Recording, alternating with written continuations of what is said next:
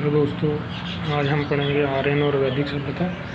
इस नोट्स और important previous year question देखते हैं।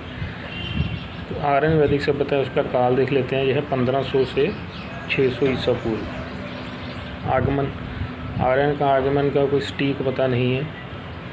कोई कह रहा है कि रूस से, अंटार्कटिका, मध्य एशिया या मूल निवासी, अलग अलग इनके विचार हैं। कुछ कन्फर्म नहीं है कि ये कहाँ से आए। एक बोगज का ये लेख है ईरान की तरफ, उसमें इंद्र, वरुण, मित्र और नास्त्य इन देवताओं का वर्णन है, जिससे सिद्ध हो सकता है कि ये ईरान, सेंट्रल एशिया से आए हैं। वैदिक काल में हम देखते हैं कि जो हमारे वेद हैं वो सबसे इम्पोर्टेंट है। जैसे ऋग्वेद, इसका जो पुरोहित है वो होता है होता, जो इसका ज्ञाता है। ऋग्वेद में क्या है? ऋग्वेद में प्रार्थनाएं हैं, प्राचीनतम है सबसे, ये सबसे पवित्र है और अष्टक बोला जाता है इसको। और ये बहुदेववादी है, इसमें कई देवी देवताएं सम्मिलित हैं। इसमें 10 मंडल हैं, 1028 सूक्त हैं, 10,552 श्लोक हैं।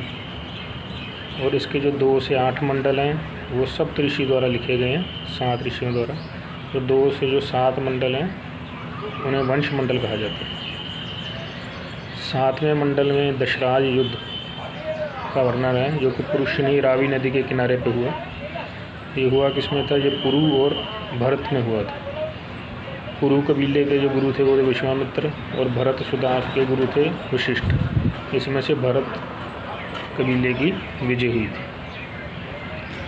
इनकी सामाजिक व्यवस्था देखते हैं कैसी थी। सबसे छोटा था कुल, इसका जो हेड होता था कुलपति यानी कि परिवार। फिर ग्राम आ जाता था गांव, इसका जो हेड होता था ग्रामणी। फिर विश्व आ जाता था, जो कई गाँवों को मिल के मिलता है। फिर विश्व से आगे जन मिल जाता है, ठीक है, जैसे एक राष्ट्र छोटा था। और इसके 3rd मंडल में गायत्री मंत्र का वर्णन है। गंगा का 1 बार नाम लिया गया है ऋग्वेद में, और यमुना का 3 बार। 9वें मंडल में सोमरस का वर्णन किया गया है। इसके जो ब्राह्मण हैं ऋग्वेद के, मतलब ऋग्वेद के ऊपर किताब में उसके साथ सम्मिलित, वो है कौशिकी और ऐत्रेय ब्राह्मण। इसमें सर्वाधिक मंत्र अग्नि के हैं और प्रथम सूक्त अग्नि का ही आता है। इसमें जो सभा होती थी, जिसमें सभी लोग इकट्ठे बैठते थे, मंत्रीगण बोलते हैं उसको। ऋग्वेद लिखा किस तरीके से गया है? जो छंद में लिखा गया है, वो छंद भी किस प्रकार का? त्रिष्टुप छंद, ठीक है। और विष्णु का प्राचीनतम उल्लेख भी ऋग्वेद में है। मूल लिपि ऋग्वेद की ब्राह्मी लिपि है, संस्कृत भाषा है। इसमें अपाला त्रय का मंत्र है, और वर्ण का सबसे पहले जो हमारे वर्ण है हिंदू धर्म में, उसका उल्लेख भी ऋग्वेद में मिलता है। यज्ञ हैं इसमें कई प्रकार के उल्लेख किए हुए। स्वत्रामणि यज्ञ, इसमें पशु सुरा की होती दी जाती थी। और शूलगव यज्ञ है, जो कि रुद्र के लिए किया जाता था। आगे देखते हैं।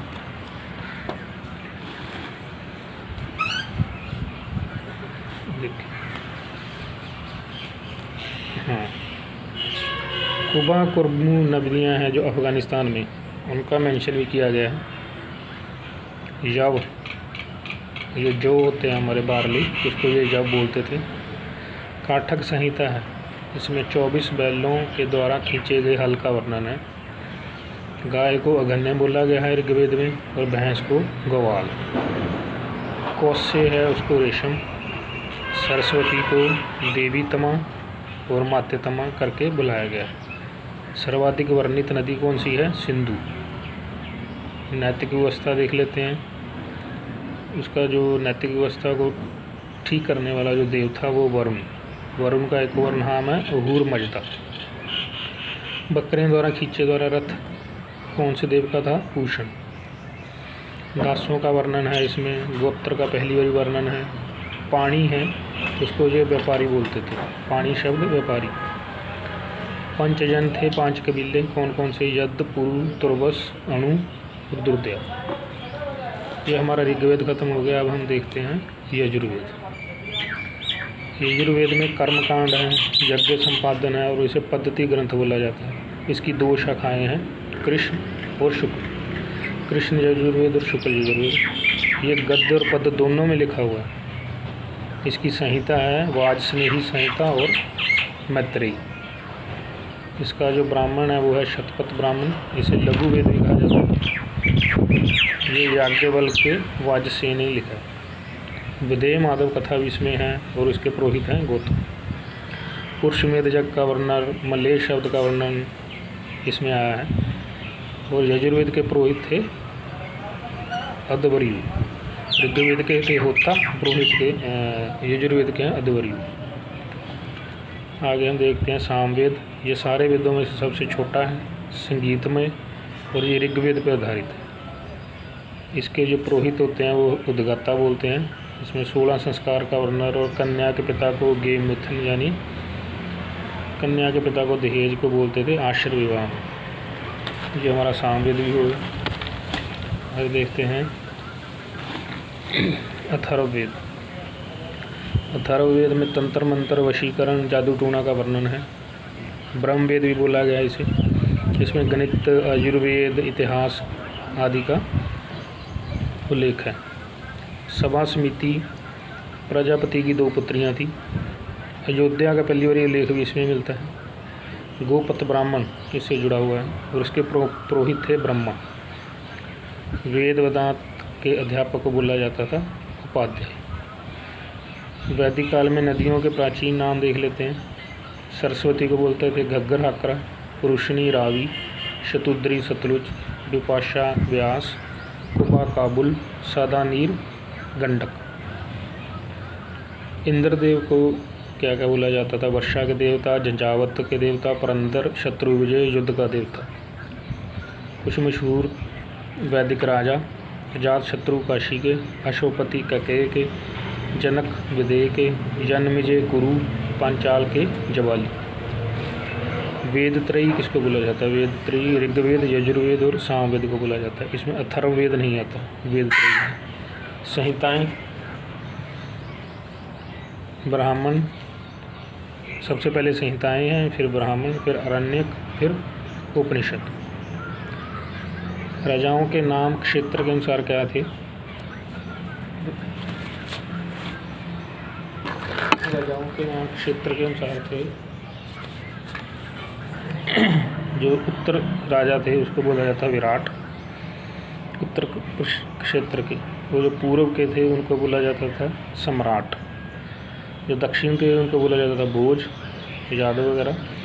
और पश्चिम के थे कच्छ, सौराष्ट्र के, उनको बोला जाता था सौराष्ट्र। आगे देखते हैं। अब हमारे वेद हो गए हैं, अब हम उपनिषद थोड़े से देखते हैं। उपनिषद 108 उपनिषद हैं। वेदांत बोला जाता है, मोक्ष की चर्चा की गई है इसमें। दर्शन का मुख्य आधार।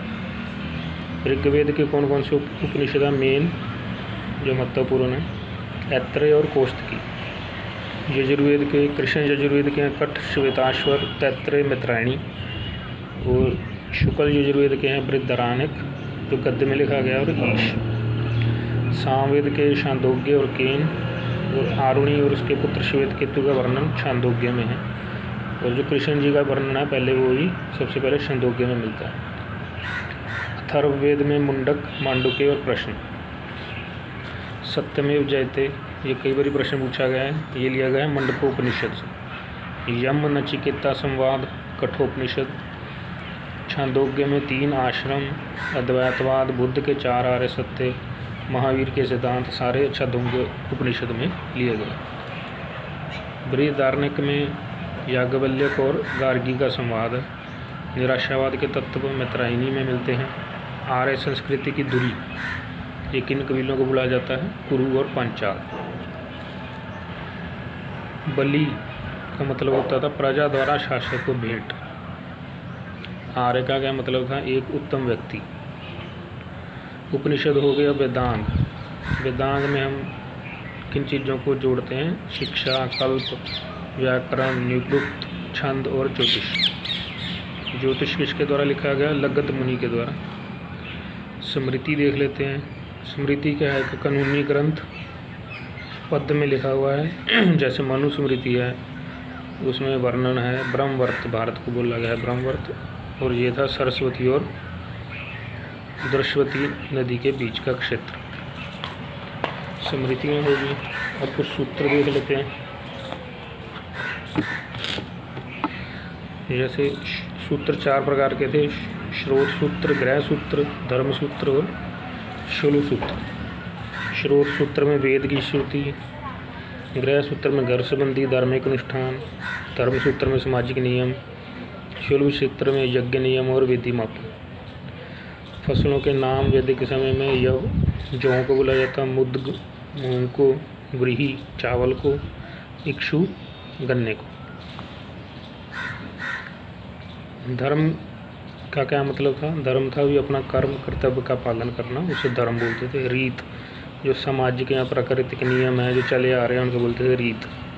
और निष्क को क्या बोलते थे? स्वर्ण आभूषण, गले में पहने जाने। तो ये हमारा वैदिक काल के पूरे नोट्स पीवीओ के सारे कंप्लीट हो गए हैं। धन्यवाद।